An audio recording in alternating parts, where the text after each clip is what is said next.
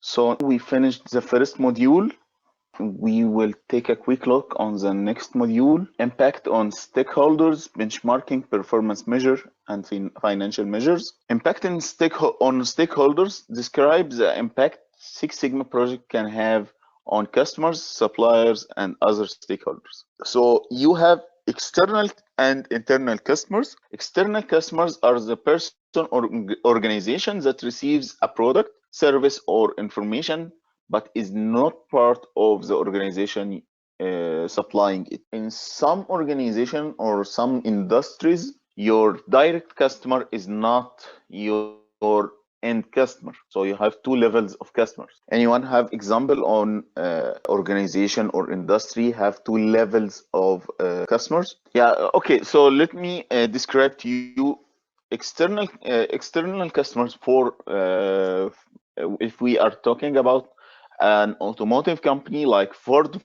for example, they have a direct customer who is a car dealer. The dealer is the one who pays to the company, who pays to this organization. But in fact, this is not the end customer. This is called the direct customer. But the end customer or the real customer is the user, the one who is using the product, not the one who is selling the product. Get the point? I've done a project before with a bank in Egypt. It's called the Central Bank. This central bank is bank for banks. The direct customer for this bank is the banks, and then there is the end customer who is the individuals. So you don't be confused at the end when you are talking about customers. You are not here to take care of your retailer or your direct customer. You mostly need to listen to your end customer. Then you have the internal customer. The internal customer is the recipient or the person or department within an organization or of another person's or department's out. So the one who is or the next step after you. You are doing your work and then somebody continues after you finish. So this other department or other person is your internal customer. Then we have the stakeholders. Stakeholder is any individual group or organization that will have a significant impact on or will be significantly impacted by the quality of specific product or service. So almost stakeholder is anybody around your organization. Then you have the suppliers, any source of material, service, or information input provided to or information input provided to a process. Again, if next step after you is your customer, is your internal customer, so the processor or the step before you is your supplier. Or if we are talking about external supplier, can be anybody, even supplier can be an employee, a contractor that provides you with employees. Project impact to stakeholders. Six Sigma projects can have significant impact to stakeholders.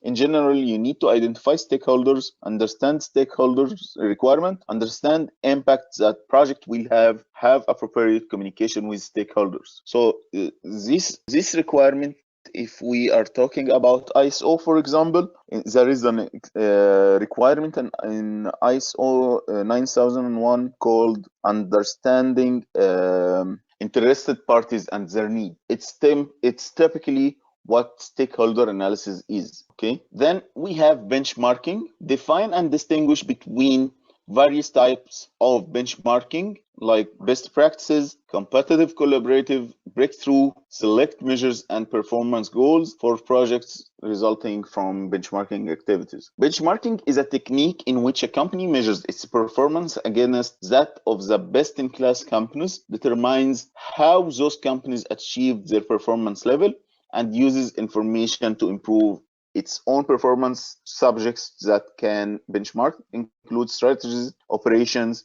and processes. So what is benchmarking? If you see here, benchmarking, you're talking about the best practice.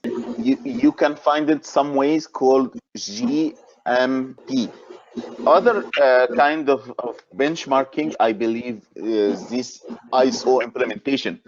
So what again, as I described to you, what the ISO organization do is mainly giving you the best practice to do in quality management or in environmental management or in safety management, whatever the standard you are complying with. So this is benchmarking with an international standard. Okay, many times I advise of doing benchmarking instead of starting with Six Sigma projects. A company starting this company is starting or starting a new branch somewhere else in the world, so they do want to make Six Sigma project to create their own system. So somebody who have a general knowledge of Six Sigma, they ask me, we want to do DMADV Six Sigma project to start this new branch or new company. My advice, there is no need to do this Six Sigma project. As I said before,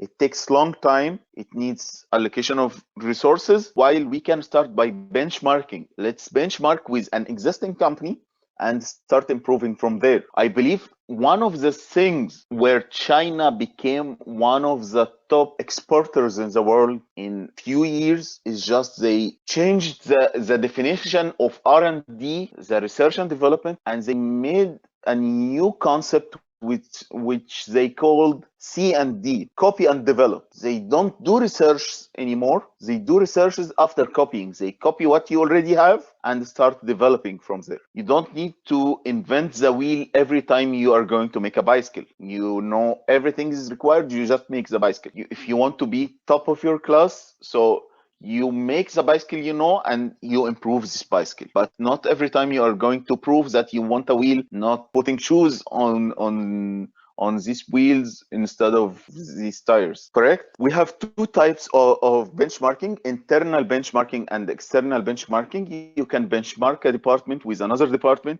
You can benchmark a process with another process.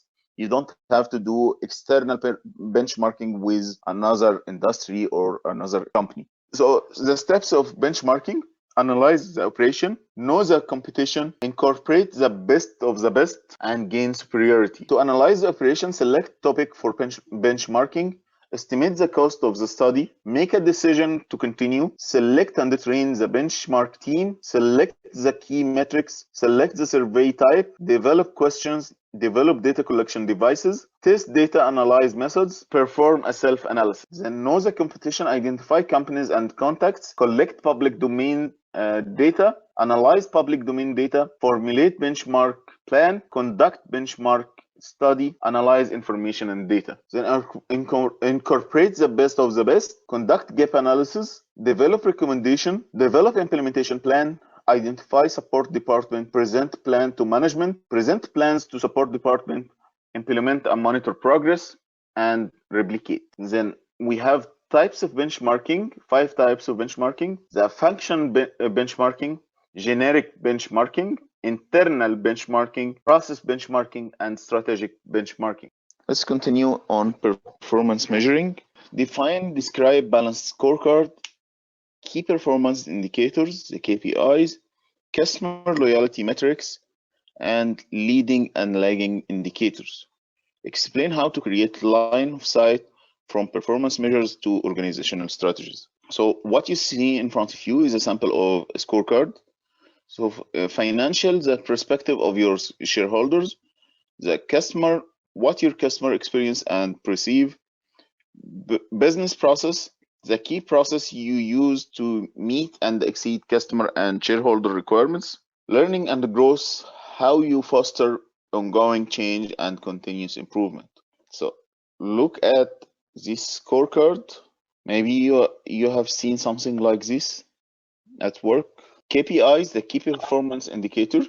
A key performance indicator is a statistical measure of how well an organization is doing in a particular area. A KPI could measure a company's financial performance or how it is holding up against customer requirements. Customer loyalty is a term used to describe customer behavior. Loyal customers tend to be highly satisfied, repeat buyers who offer product recommendations. Satisfied customers are not necessarily loyal, however, as well as customers who are tolerant are not necessarily loyal. So loyalty doesn't equal satisfaction and not doesn't equal tolerant customer. Some examples of companies who have successfully maintained customers' loyalty: Toyota, Harley Davidson, and Apple. So you see that Harley Davidson is now like an icon of one model of bikes. So even in anywhere, anybody riding the same type of bike, even if it's not Harley Davidson, they call it Harley. We can give many other examples. I believe one of the top examples I've seen is Samsung when the crisis of the Note 7 happened. Samsung managed this crisis very well. I'm personally received like hundreds of emails from Samsung apologizing about the problem, uh, showing us how they detected this problem and how they managed it, how they are now testing their batteries, how the phone batteries are now made by Samsung before it was supplied by suppliers. Uh, Personally, I've seen in every airport I visited a booth for Samsung where you just when you are going to fly, you give them your Note 7 and they replace it with a phone immediately, with a new phone immediately. So they managed it very well that most of the customers returned to Samsung again even after something like this crisis. Then let's discuss something like leading versus lagging metrics. So y equal function of x's. So here what you see is SIPOC. This is a SIPOC diagram. So what you see in the output, this is the lagging metrics, and what you see in the input, this is the leading metrics. Financial measures define and use the revenue growth, market share, margin, net present value, return on investment, the ROI, and cost benefit analysis, the CBA. Explains the difference between hard cost measures from profit and loss statement and soft cost benefits of cost avoidance and reduction. For all financial calculation, it is recommended that you consult your finance department. Each organization may have different preferences for which metrics it uses and how metrics is calculated, for example, on gross or net figures. Benefit analysis is a comparison of benefits of a given project or investment versus the costs. So generic steps of the benefit analysis: identify associated costs, identify the revenue saving benefits, map out the timeline of for expected costs and benefits, evaluate the ROI, NPV, payback period, etc. Revenue growth is the increase in revenue expected. It can be stated as absolute number or as a percent. It is typically stated in dollar a year or percentage a year. Example: annual sales for companies. Company's product are $1.5 million. The company conducts a project that increases annual sales to $2 million. Revenue growth is the 2 million minus the 1.5 million equal 0.5 million. Revenue growth rate: 0.5 million over 1.5 multiplied by 100. It's 33.33. Exercise: a small business has annual revenue of 55 for a given service it provides. A change is initiated. New annual revenues are 65. So calculate the revenue growth and calculate the rate. It's almost 18%. Okay, market share. What is market share? Market share is the proportion of the total sales of a product secured by one particular company or brand. Example: for a given product, sales are 5 million. It is estimated the total market for all companies for this product is 75 million. So the market share is 5 million over 75 multiplied by 100, 6.7%. Okay, calculate the example you have here. A given community of 3,100 has three main competitors for ice cream. It estimated via survey that the average each person spends $25 a year on cones, shakes, malts, etc. One business had sales of $4 million. What was the company's market share? Calculated. Let's move to the next slide. Profit margin is percentage of every sales in dollar that makes it to the bottom line. It is sometimes called return on sales, ROS. Profit margin equal net income over net sales multiplied by 100. So example, in an organization has 5 million in sales and net income of 0.5 million. Profit margin equal 0.5 over 5 million multiplied by 100. So it's 10%. Okay, calculate the exercise. Income after operating expenses, interest expenses, and taxes is $90K. Sales were 1.1 million, but had 25,000 in returns. What was the profit margin? Okay, if you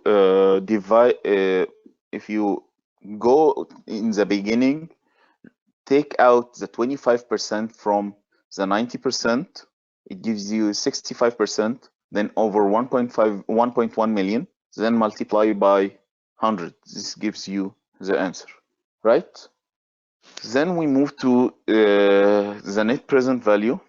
Net present value is NPV.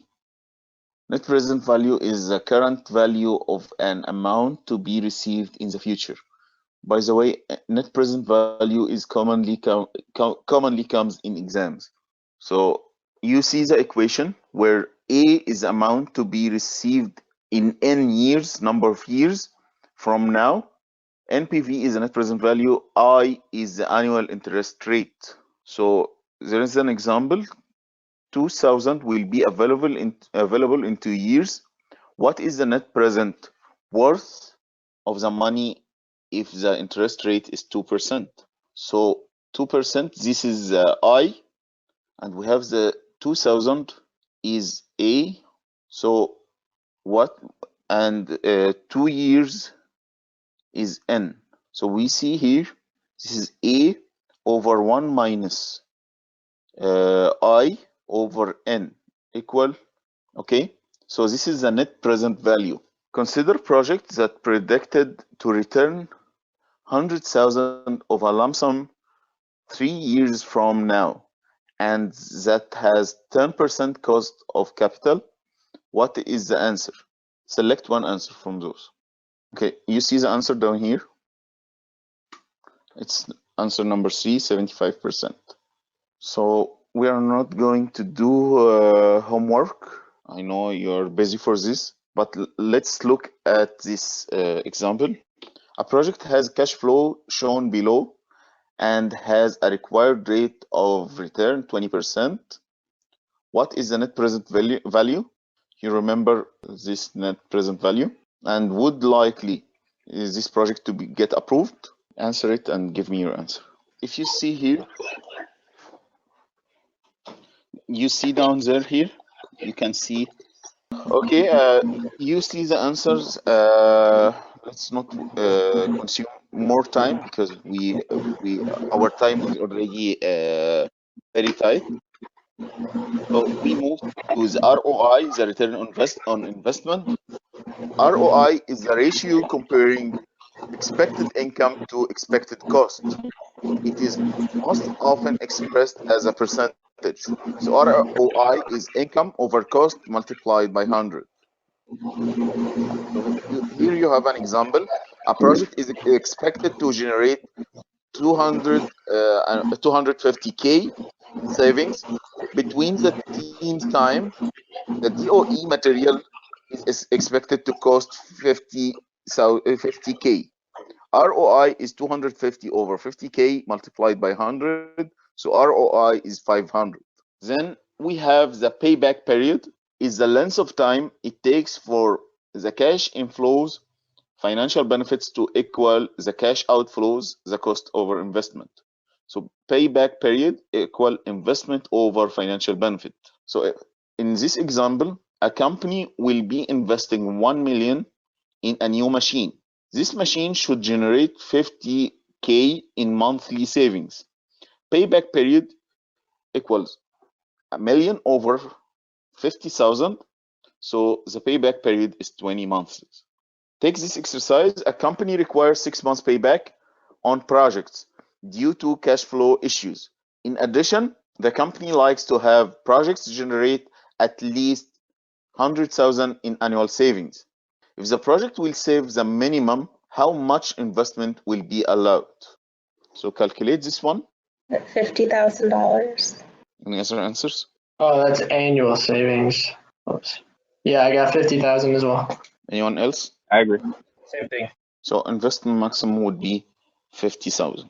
Hard cost saving. The hard cost savings is a related reducing the unit cost, reduction in transaction cost, lower overhead costs, lower head count, or increased throughput, resulting in increased revenue. Soft cost savings are the related to this area that reduce costs through cost avoidance, or those where benefits will not be reflected in reduction of a budget amount. Now we finished this module. So the next module will be about the team formation. Again, these parts are mostly what we are doing now is mostly project management. The black belt or Six Sigma black belt should be on the same level of the PMP certified person. We study project management mostly as much as PMP professionals study. If we are taking the course without this part, you will not be able to manage projects. Correct? You think so? As a black belt, you are required to manage projects. So that's why I feel that there is a necessity to study project management. Okay, so in this module, we have four studies, or we have 4 chapters. First one is the team formation, team types and constraints. So here we will define and describe various teams, including virtual, cross-functional, self-directed, determine what team types will work best for a given set of constraints, geography, technology availability, staff schedules, or time zones. So we have mainly 6 types of team. These are the main 6 types of team: formal teams, informal teams, virtual teams, process improvement teams, cross-functional teams, and self-directed teams. The ad hoc or informal team includes members selected to meet specific short-term goals, has charter including a list of team members, has local management support, and they disband after assignment is completed. Formal team includes members selected to meet specific generalized longer-term organization goals, has a charter including a list of team members, has high-level management support, and disband after assignment is completed. The virtual team is like what we are doing now, includes members from different geographical locations. Some members may never meet, conduct business through teleconferences or live meetings, emails, etc.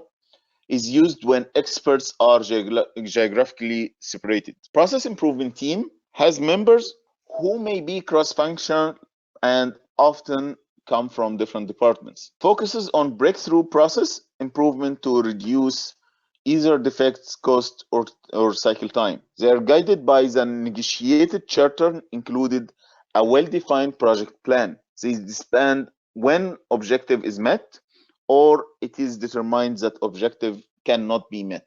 Self-directed team has a leader selected by team members, interfaces with other self-directed teams, has ongoing mission involving day-to-day operations, has a range of responsibilities, for example, allocation of assignment or goal settings, conflict resolution, and performance evaluation. Then the cross-functional team, which is the best, includes members who are subject matter experts, SMEs, from different functional areas or departments of the organization, includes members who are knowledgeable about their areas policies, procedures, and operations. Members should join the project at its inception, works on a project for its duration, maybe part-time, provide solutions that are usually technically superior and may readily implemented. And cross-functional team can be a virtual team. So a company has just merged with company B. The new company formed through the merger would like to follow one set of procedure, policies, and instructions. The team needs to decide upon harmonized set of policies, procedure, and instruction. Which of the following would be the best team structure to assure success? Improvement, self-directed, cross-functional, or internal? I would Isn't say just cross-functional. isn't cross-functional just like Which one? always inherently better than all the rest? Yeah, but again, when we come back here to the definitions, see process improvement team, what they focus on. So process improvement team may be cross-functional, often come from different departments and focus on breakthrough process improvement to reduce defects cost, okay, and or cycle time. So if you look here, what they are required to do, decide upon a harmonized set of policies, procedure, and instructions.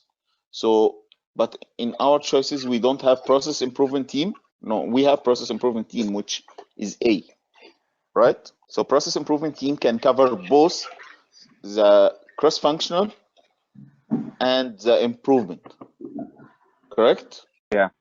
Do you agree? Yeah. Well, just coming. I mean, so the question The says, direct answer here is cross-functional, but I mean process improvement team can cover both, can cover cross-functional and these areas.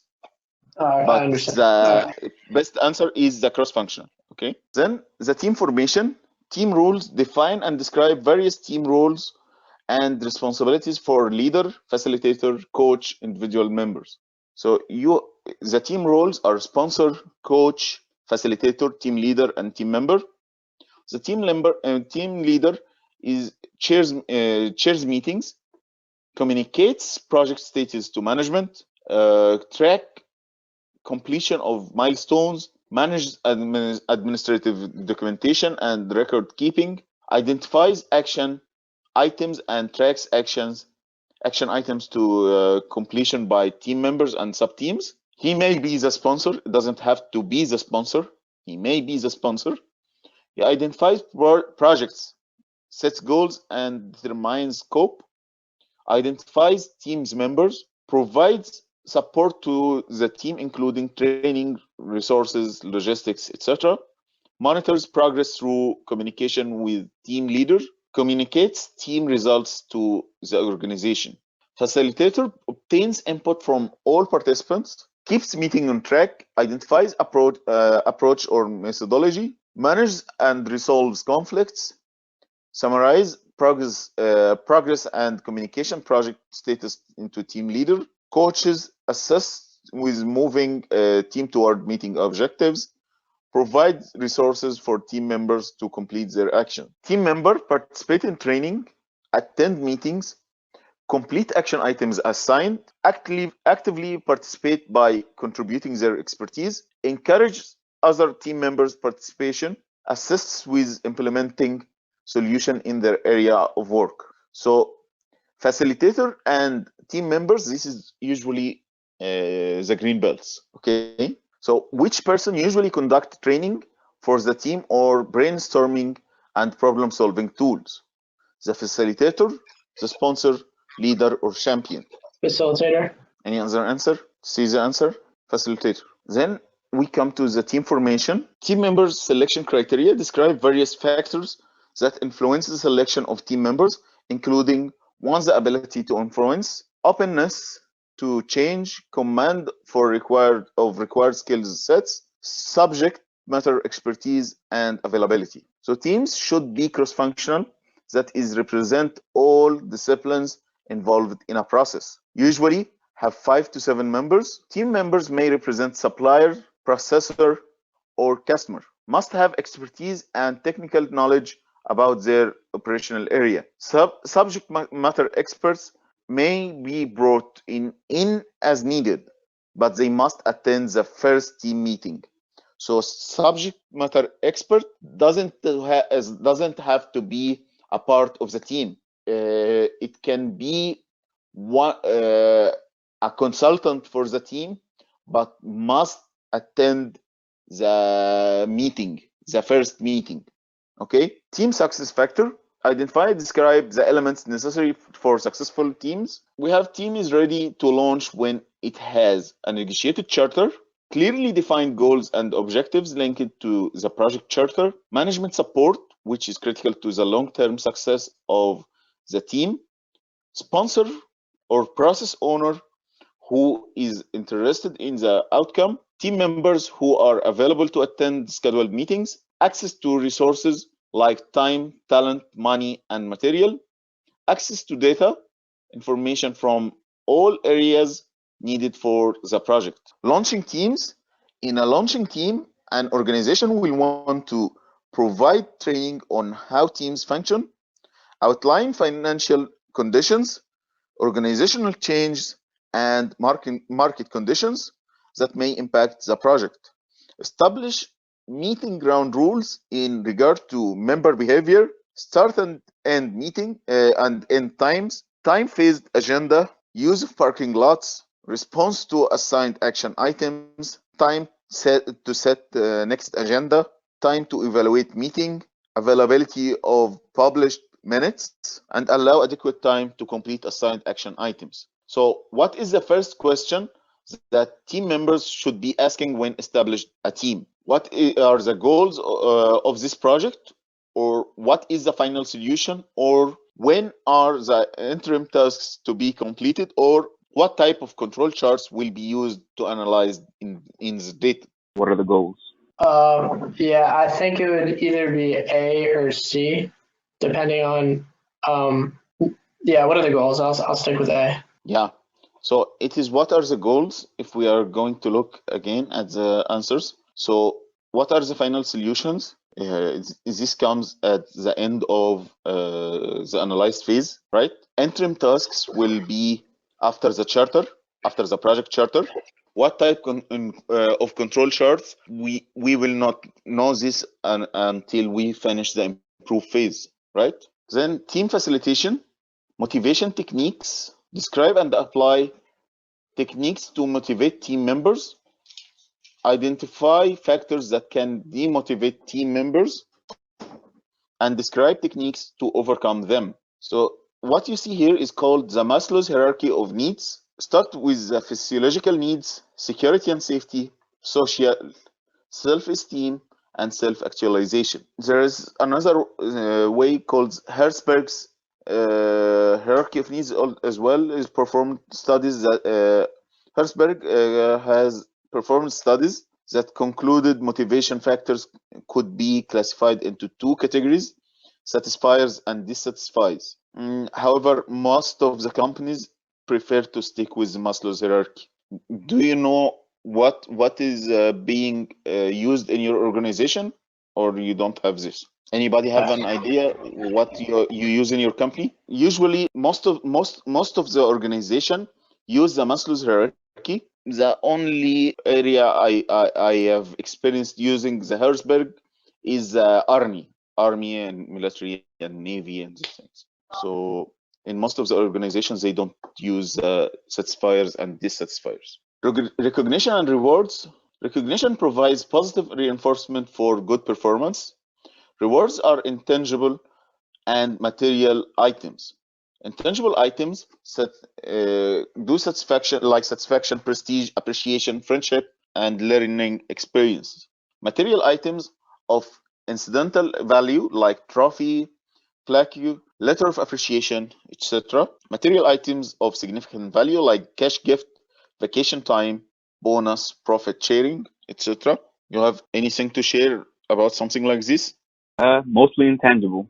Like what? Satisfaction for your job, learning, maybe some material stuff like cash. Well, it wouldn't be cash, gift cards, or awards. Anybody else? Team relation, team members with respect, acknowledge each other's expertise, be open and willing to learn from one another, do not criticize or judge, celebrate when milestones are accomplished. Team stages of development. This is one of the recurring questions in almost all the ASQ exam.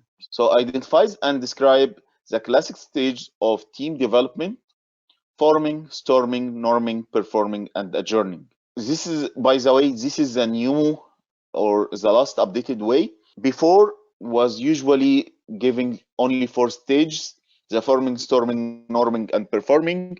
And lately it was updated to add the adjourning stage. So informing stage is when members are proud to be selected, members are anxious, team has new team experience, team structures forms.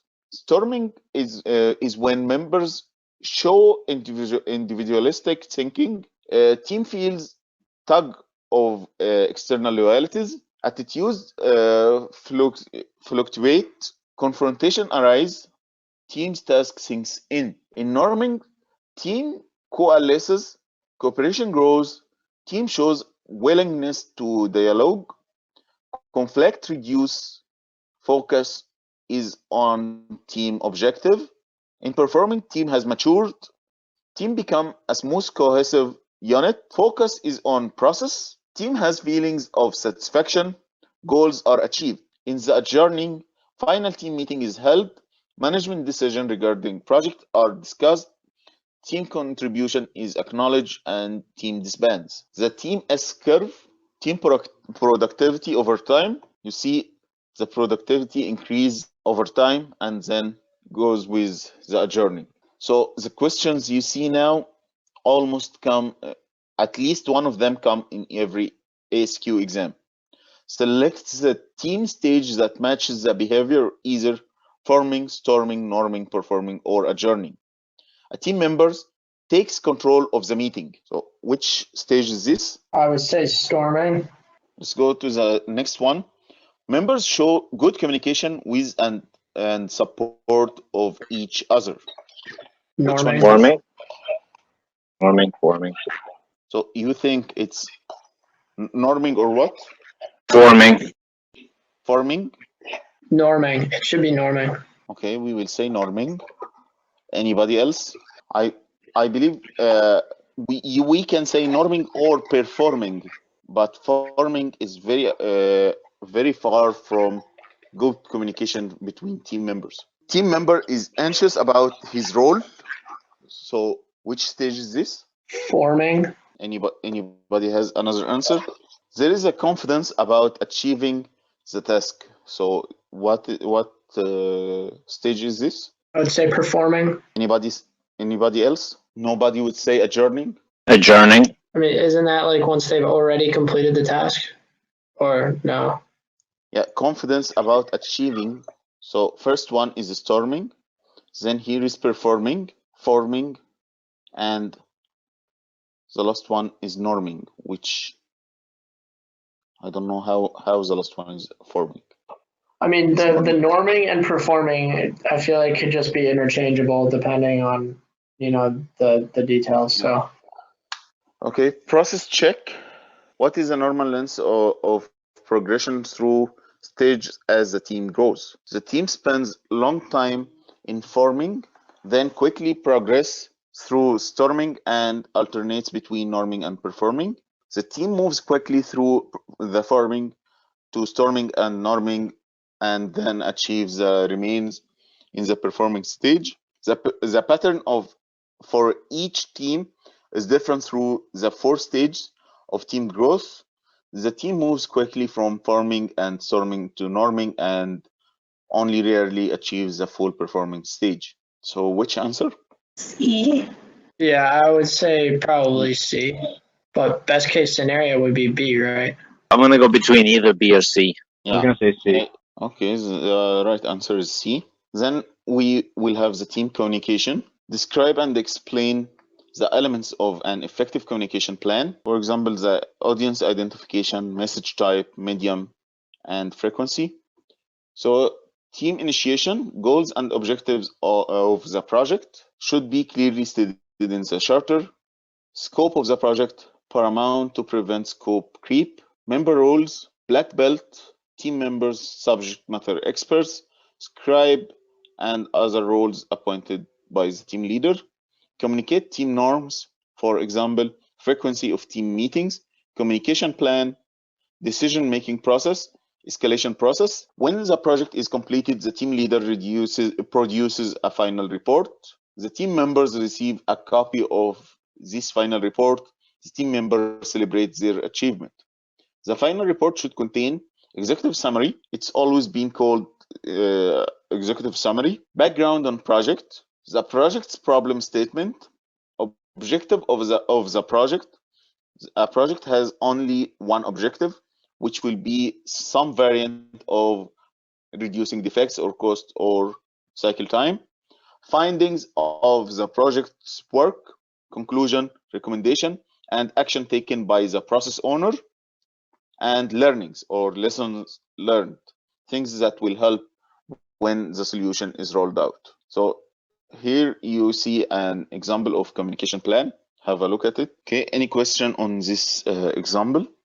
When would you use something like this? Just every time, every project you're a part of, before you start developing the communication plan, you do one of these or something? This is a communication plan itself.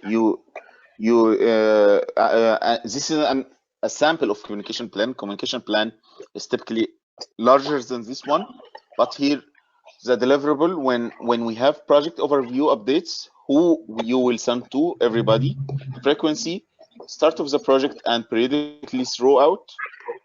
Methods will be through functional area meetings. Responsible is the team leader. So each step of the project, you say what is the deliverable, who are the audience, the frequency, when you are going to send this or communicate this, methods, and responsibles of this stuff. Got it? So this is for each project. You are going at the beginning of the project, you are going to do your communication plan, most probably in the define phase. Okay. Okay. So it is time to bring closure to a team project when the following happens: management changes, or when conflicts occur among team members, or incremental progress has been made but more improvement requires breakthrough efforts, or the current budget cycle is completed. So when do you close the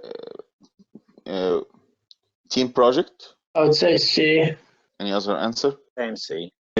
So it's C. Then team facilitation, team leadership model, describe and select appropriate leadership approaches like direct, coach, support, delegate to ensure team success. So what you have here is situational leadership model where development level of individual. So it's D1, D2, D3, D4 is when note that this model is task specific, and D1 is good leaders meet you where you are.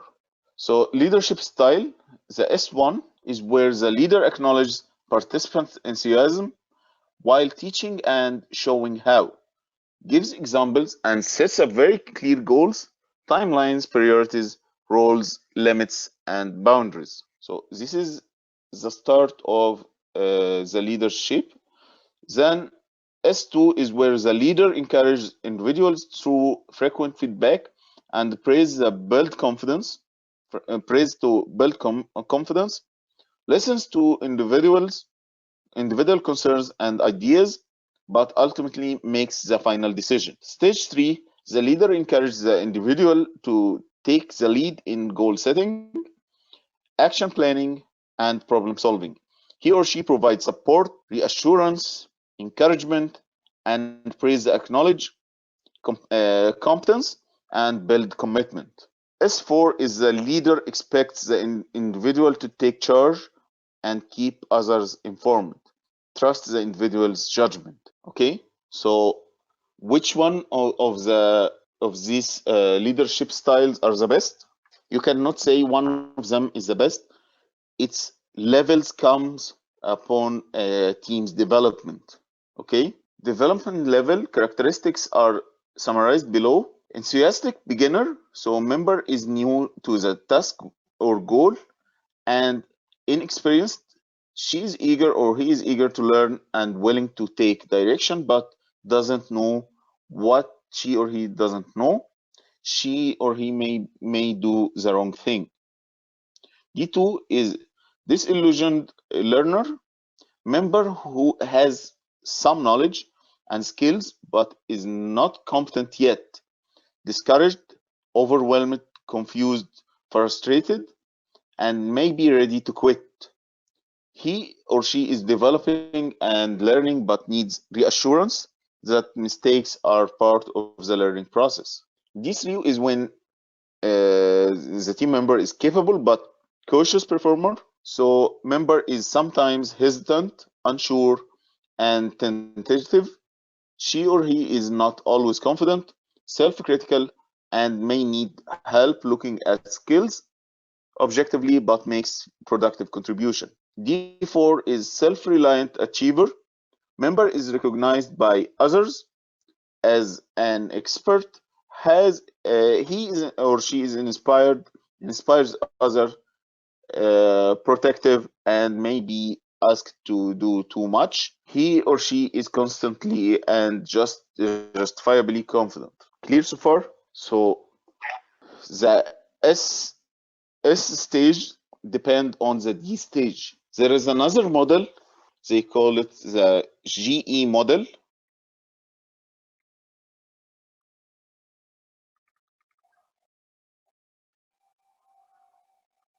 So depends on the willingness and capability. So if this is a plus and minus. So if your employee is not capable and not willing, so this was the General Electric model, not willing and not capable. So you try to train the employee, and mostly at the end you get rid of this employee. If this employee is capable but not willing, so you motivate. Then if this employee is not capable but willing, you coach. And if this employee is willing and capable, so you delegate. This is why in the 90s and in the beginning of the year 2000s, we used to hear a lot of ex-GE. Quarter of the GE employees, they used to get rid of them each year. Then the team dynamics, group behaviors, identify and use various conflict resolution techniques, coaching, mentoring, intervention to overcome negative group dynamics, including dominant and reluctant participants, groupthink, rushing to finish, and digression. So when a negative team dynamics exist, members may be overbearing, dominant, reluctant participants, accepting of opinions as facts without question, fighting, stuck in groupthink, floundering, troubled over the issues of attribution, quick to discount other thinking, ready to digress and go off on tangents. So match each description of team behavior to the appropriate team stage. So team dynamics, when overbearing, what solution you're doing, what is the choice? What are we trying to match these two? What you are trying to match is the negative attitude to the solution. So I guess for overbearing, I would do two, encourage equal participation, talk to parties privately, promote active listening. Then? Uh, So you want to put this one in one? yeah. Maybe reinforce team concepts should be number 2. Okay. review purpose of team should be 3, and then ask for backup data should be 4. That's my opinion. Okay. Any other ideas? Let's see the right answer and then discuss it again. So the right answer, this is 4, 3, 1, and 2. Let's discuss them. For the overbearing, you will reinforce the team concepts and ask the expert to lead, right? Makes sense? For floundering, you review the purpose of team, ask the team for input and on how to proceed. For discount or put downs, you will encourage equal participation, talk to parties privately, promote active listening. And for unquestioned acceptance of opinion as facts, you ask for backup data and question assumptions. So this makes sense? Yeah, I guess so. Okay, next we will go to meeting management. Select and use various meeting management techniques, including using agendas, starting on time, requiring pre-work by attendees, and ensuring that the right people and resources are available. So time management for teams, create agenda and schedule meetings. Do not conduct a meeting without agenda. Ensure each team member and invited guest learns of meetings. Meeting cancellation, get learns of meeting cancellation or change in venue. Publish meeting minutes soon after the meeting. Include action items. List action items with team members' responsibility and due dates. Include agenda for next meeting. Allow meeting time to plan agenda for next meeting. Allow meeting time to evaluate meeting. Publish periodic progress reports to communicate project status. Team meetings maximize value using Spacer.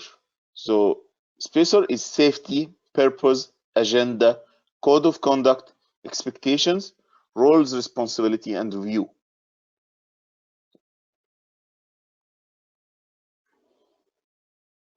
Team decision-making tools. Define, select, and use various tools like concessioners, nominal group technique, multi-voting for decision-making. Consensus brainstorming, nominal group technique, multi-voting, force field analysis. Consensus decision-making include as many participants as possible in this discussion. Allow all participants a chance to contribute to the discussion. Make a concerted attempt to reach full agreement. However, the goal is to reach as much agreement as possible. Encourage participants to keep the good of the whole group in mind. The brainstorming have 5 rules of brainstorming. Stress quantity over quality. Encourage freewheeling. Suspend judgment. Ignore seniority. Scribe each brainstorm without editing and check scribing with brainstorming. In brainstorming organizational behavior, 5th edition by Robert Kreiser and Angelo Kenicky. So these 5 rules is from this book. The guidelines, all ideas are acceptable. Remember, brainstorming, you are doing brainstorming from something not common. So all ideas are acceptable. If it's common, so no need for brainstorming. Piggyback on each other's idea. Do not evaluate, clarify, question, or modify ideas while ideas are being generated. Facilitator should remain neutral and not have a stake in the outcome. In this time, collect all the ideas. The main thing, let them write their ideas on sticky notes. So mostly team members will be shy to demonstrate their ideas. So it's better for them to write on small papers and then provide. You collect all the ideas and at the end discuss them or change them. You can modify ideas at the end when you are deciding. This is a good idea, but we can adjust it this way. But at the collecting, better than listening to them, better is to collect them on papers. Nominal group techniques conducted after formal brainstorming. Make the selection. Give each member 4 to 8 3 by 5 cards, 4 cards for 20 items, 6 cards for 26 to 35 items, and 8 cards for 36 to 50 items. Members select items from the brainstorm list. Each item is identified on one card, and the item is ranked. Lowest is 1 and the highest number of the cards. Cards are selected and votes are tallied. If members agree, proceed to next step. If members disagree, focus on items that received the highest scores. Then the force field analysis. Briefly describe current situation. Briefly describe desired situation. Identify forces that are driving change to desired state. Identify the forces that are resisting that change to desired state. Determine which resisting forces can be reduced or eliminated so the desired state is reached. Discuss which forces are most critical. For the critical restraining forces, list possible actions to proceed to reduce effect. For critical driving forces, list possible actions to increase effect. Develop action plan to implement possible actions. Now, this is activity. This is a situation. Identify the fields for this situation. List the driving forces. List the resisting forces. Determine how the resisting forces can be reduced or eliminated so you can achieve the desired state. So I did a quick one. Start the briefing. So for the driving forces, I like to eat. Resisting forces, I am lazy. And determining how the resisting forces can be reduced or eliminated so you can achieve your desired goal. State small goals and hold yourself accountable. I don't know if that was as simple as it was supposed to be, but yeah. Yeah, it's very simple, but it's okay. Okay, the next. Who's next? Okay, I mean, I can go. So the driving forces are like those would be health concerns. Resisting forces will be lifestyle. So, like Greg said, being lazy or eating too much or eating bad things, like things that are exceptionally bad for you, and then how you can reduce or eliminate the resisting forces would be either like hiring a personal trainer or a dietitian or something like that. Next. This isn't relevant in our workspace, but a potential driving force is like free food in the office, and then a resisting force. I'm sorry. The driving force could be like convenience and seeking convenience for food, and then the free food in the office, and then how to determine how the resisting forces can be eliminated, just bringing your own healthy snacks so that you're not tempted by the snacks in the office. Okay. Next. So I'll go the same thing with just Jen just mentioned. So I used to work for Bloomberg, and one of the driving forces, they used to have free food, snacks all day long. So you can literally just go pick it up whatever you want, and that was the resistant forces. How to not go upstairs, and that was that was the hardest part. Not to go upstairs because I just couldn't resist anymore. You know, like a kid going to a candy store. You literally had all kinds of food, and it was impossible to. It was impossible to not to turn around and not to grab something. Yeah, I have the same experience. I've been working for food manufacturing company before, where food is free all the time. So it's the worst. Yeah. I used to work for a company that makes food for flights. So all the time we have the first class food on the cafeteria of the company. So yeah, I know what you're saying. Okay, so the force field analysis is something you can applicable in every situation in your life. Then the team training, we will finish this team training and take 10 minutes coffee break and then continue. My goal mainly is to start the remake tomorrow. Okay, so team training, we do needs assessment. identify the steps involved in implementing an effective training curriculum, identify skills, gaps, develop learning objectives, prepare a training plan, and develop the training material. Your organization, why do a needs assessment? The organization will want to do a needs assessment to determine the current level of performance, to determine course prerequisites, to determine the behavior of the trainees at the start of the training, to use it as a mechanism to involve management, to understand what material should be developed and how it should be constructed. The process of the training needs assessment is to identify the objectives and expectations of the course, document the activities that are required of the employee, describe the required workplace behaviors, list the competencies needed by the employees to produce the behavior, identify the gaps between current performance and what is needed, design the course material to give the trainee appropriate knowledge, skills, and attitude. So the iceberg model of the KSA, the knowledge, skills, and the attitude. The skill is the top of the pyramid or the top of the iceberg, while the knowledge and attitude is the biggest part. So if you provide the knowledge and attitudes, the skill will arise. You know why they select the iceberg?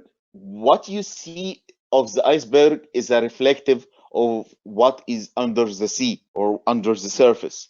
So whatever under the surface increase, what you see on top start floating floating more. So the more the knowledge and attitude improve, the skill will arise more. Data collection methods is the survey, simulated exercises, audits of the system and tasks, on-the-job observation, and records and other evidences. The delivery describe various techniques used to deliver effective training, including adult learning theory, soft skills, and modes of learning. So method of training and learning, on-the-job training, professional society meetings, seminars and webinars, formal courses like universities and colleges, correspondence and courses, simulations and role playing, written materials, mentoring or coaching, lecture, and blended. Adult learning theory, in general, learners learn best when they are ready for learning. They can learn by doing and have appropriate feedback. So adults need to know why. Adults in learning is different than kids in school. Kids in school have no clue and they don't ask why. They just receive whatever you are saying. But adults needs to know why. Adults are internally motivated. They are already on work. They are motivated by visions they have. They want to get promoted. They want to get different jobs in the future. They want to get some kind of experience. So adults are internally motivated. Adults bring life experience and knowledge to learning experiences that beginners don't have. Adults are goal oriented. Adults are relevancy oriented, so don't waste their time. Adults are practical, so minimize theory. Adult learners like to be respected. Adults may lack self-confidence for learning. The information retention, I hear, I forget, I see, I remember, I do, I understand. Confucius. So people will retain little of what they only see, more if they see and hear, most if they see, hear, and do. The evaluation of the training, so describes the various technique to evaluate training, including evaluation planning, feedback surveys, pre-training and post-training testing. So 4 levels of learning evaluation.